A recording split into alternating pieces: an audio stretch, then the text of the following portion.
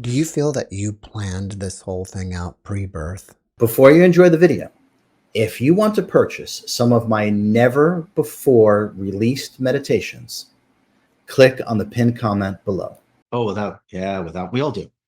We all do. Without question. Maybe someday I'll do an interview with my mom. But when I was a kid, I told her everything. I mean, I was very, very young. And I said why I was here. I told her what I was going to do in this life. I told her, believe it or not, how old I'd be when I leave my body. I mean, I literally explained everything. And I still remember the look on her face. She's like, how do you know any of that? Again, it was very clear and too lucid to just, write it off. She said, how do you know any of that? And I said, I just remember. She said, remember? I said, yeah, I planned all this. Now I've come here to actually act it out. How do you define self-mastery? Okay. So I would say self-mastery is having nearly complete dominion over what I call the body-mind complex, which also includes our more subtle body of energy. So the subtle body of energy would be the energy that we use to think, to emote, to animate our body. Okay. So self-mastery is the ability to have dominion over subtle body of energy, the finite mind, and our physical body. So that's how I would define self-mastery. Now, in order to do that, you can't just use your higher mind. You have to be operating fully with who and what you really are. And what we really are is our higher self. But when we're incarnate, Jeff, it's like an octopus. I have a big octopus, so not a real one, it's a stuffed animal. But anyway, so the octopus is like the higher self, and it drops a tentacle down to see what the water is like down here. So a truly enlightened and authentically enlightened individual actually has worn out that pathway right back to the octopus and the octopus's higher mind. Self-mastery is the ability to have dominion over the body-mind complex and our subtle body of energy. If we step back and look at the big picture, we come here not enlightened, with amnesia, basically. Why do we do this? There would be nothing to experience, learn, and evolve from. So it's kind of like if we have a test to take and someone says, hey, Jeff, here's the answers. What really happened? Was there any evolution? Right? Did we really have any type of experience, a depth of experience if we're just given the answers? So it's really that. I mean, the point is to come here, as annoying and frustrating as it is.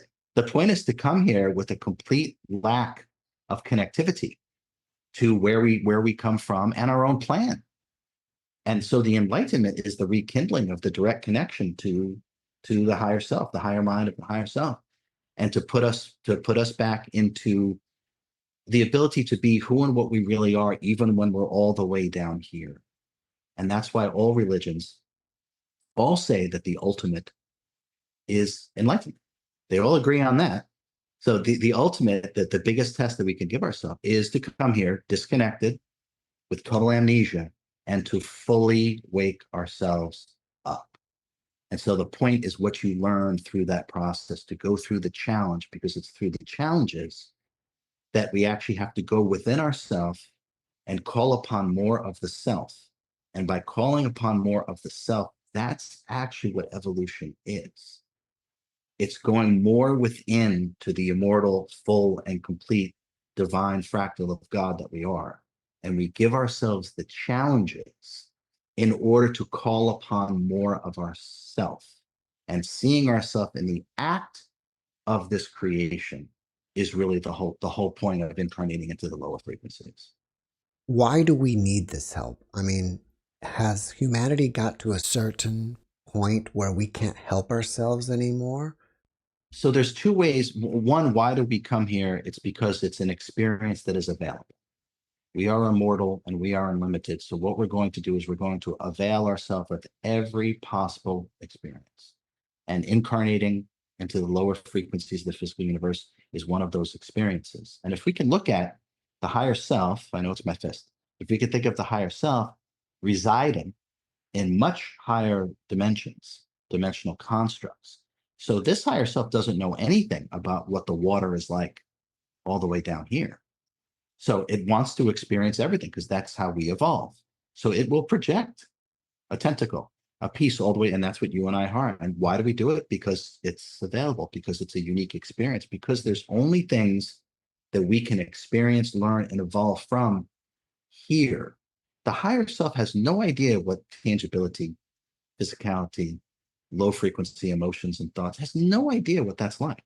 None. And the only way for it to experience that is to send a piece of itself, you or me, down here. So we do it because it's available and because it's a unique way. Incarnating into the lower frequencies, Jeff, it's really designed as an accelerant for the evolution of consciousness because it's so challenging. And the more challenging, the more we have to go within to the self and experience more of the self. So that's really the evolution of consciousness happening with the greatest efficacy. And that can only happen where we have our greatest challenges. And our greatest challenges are always in the lower frequencies of the physical universe. Now, in terms of what my work is for and this, okay, so we can look at it this way. There's kind of two ways to for that higher self not to have to project a piece of itself into the lower frequencies ever again. There's kind of two ways we can do this. One would be a simple, we'll call it graduation.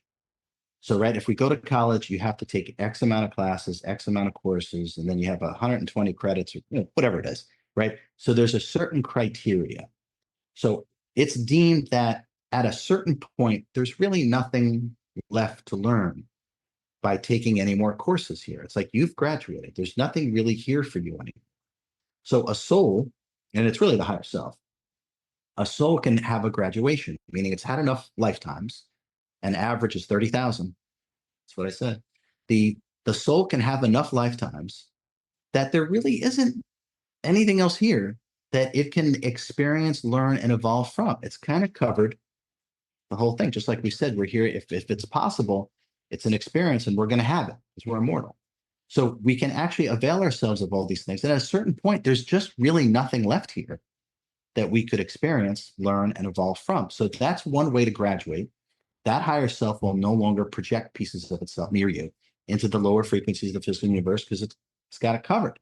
The other way is for it to project a piece of itself and for that aspect of the higher self to become fully self-realized. It'll gain full communion to who and what it really is, even in an adverse, foreign, low-frequency environment. And that's what we call enlightenment or self-realization. If you fully realize yourself here, there's nothing else here for you. Because the whole idea is to know thyself and all thy infinite potential. But we do that by giving ourselves experiences within the context of different environments. This is the most challenging environment because it's the lowest of frequencies. So by becoming fully self-realized, you have now realized yourself in an environment that is not conducive to authenticity. Everything here is the opposite of authenticity. So those are the two ways to kind of that higher self that's projected you or me or whoever to not have to do this again, graduating through the various experiences and there's nothing else left to learn, or to actually reach authentic self-realization or enlightenment. And then once that happens, either one, once that happens, that higher self can still decide to project pieces of itself, you or me here, out of service.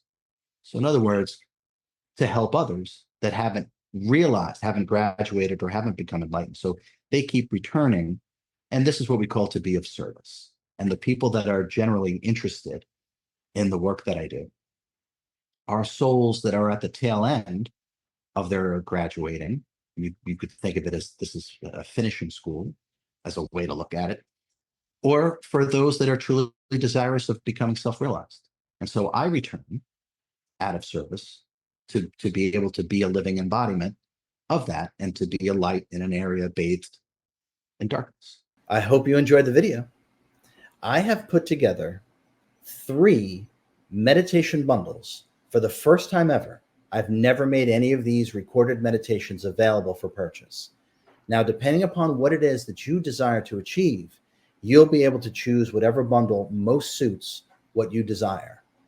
I suggest you can actually get all 3, and I'll include 2 bonus meditations that no one has ever heard. Click on the pinned comment below.